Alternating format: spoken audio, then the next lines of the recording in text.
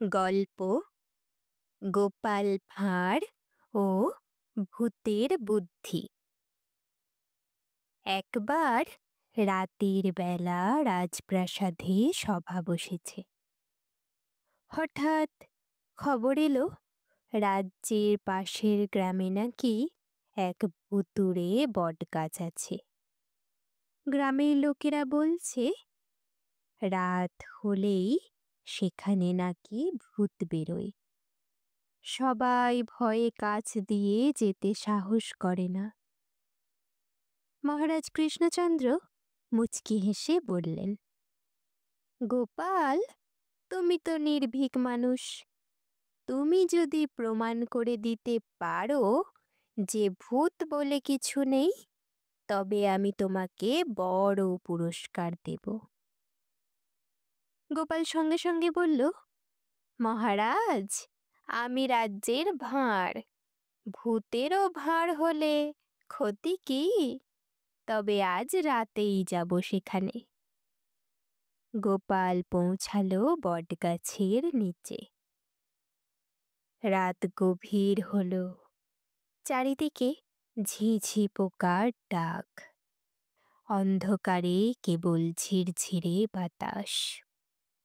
গোপাল হাতে লণ্ঠন নিয়ে সেই ভুতুড়ে বটগাছের নিচে পৌঁছালো। গ্রামবাসীরা দূর থেকে তাকিয়ে আছে, ভয়ে কেউ কাছে আসছে না। হঠাৎ গাছের দিক থেকে হু হু করে শব্দ ভেসে এলো। মনে হচ্ছে কেউ যেন কেঁদে কেঁদে ডাকছে। গ্রামবাসীরা চিৎকার করে বলল, দেখো, ভূত এসেছে। কিন্তু গোপাল একটুও ভয় পেল না। সে জোরে বলল, হে ভূত দাদা, যদি সত্যি থাকো তবে সামনে এসো, আর যদি মিথ্যে হও তবে আমি এখানে বসেই কাঁচা আম খেতে শুরু করব। এবার হলো ভূতের আবির্ভাব। হঠাৎ অন্ধকার থেকে সাদা কাপড়ে ঢাকা লম্বা এক ছায়া বেরিয়ে এলো। মাথায় খড়ের ঝাঁপি, হাতে লম্বা বাঁশ। গ্রামবাসীরা ভয়ে দৌড়ে পালালো। গোপাল মুচকি এসে বলল, আরে, ভূত তো দেখি আমার মতোই লম্বা। বলো দাদা, কোথা থেকে আসছো? ভূত গম্ভীর গলায় বলল, আমি এই গাছের অধিষ্ঠাতা আত্মা। আমাকে কেউ বিরক্ত করলে আমি তাকে শাস্তি দিই। গোপাল শান্ত গলায় বলল, আচ্ছা দাদা, যেহেতু তুমি ভূত, তাহলে নিশ্চয়ই খাওয়া দাওয়া করো না। কিন্তু আমি শুনেছি ভূতেরা দুধ খুব পছন্দ করে। আমি আমার ঝোলায় দুধ এনেছি, খাবে নাকি? ভূত একটু থমকালো, তারপর আস্তে করে বলল, হ্যাঁ, দাও।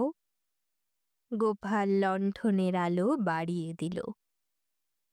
তখনই স্পষ্ট হলো, এ তো ভূত নয়, গ্রামেরই এক চোর।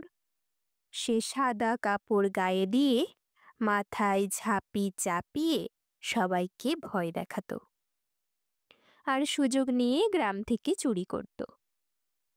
গোপাল সঙ্গে সঙ্গে খপ করে লোকটাকে ধরে ফেলল এবং চিৎকার করে গ্রামবাসীদের ডাকল, সবাই এসে দেখো, ভূত আসলে সেই চোর। মহারাজ খবর পেয়ে খুশি হয়ে বললেন, গোপাল, তুমি শুধু বুদ্ধিমানই নয়, রাজ্যের লোকদের ভয়ও দূর করলে।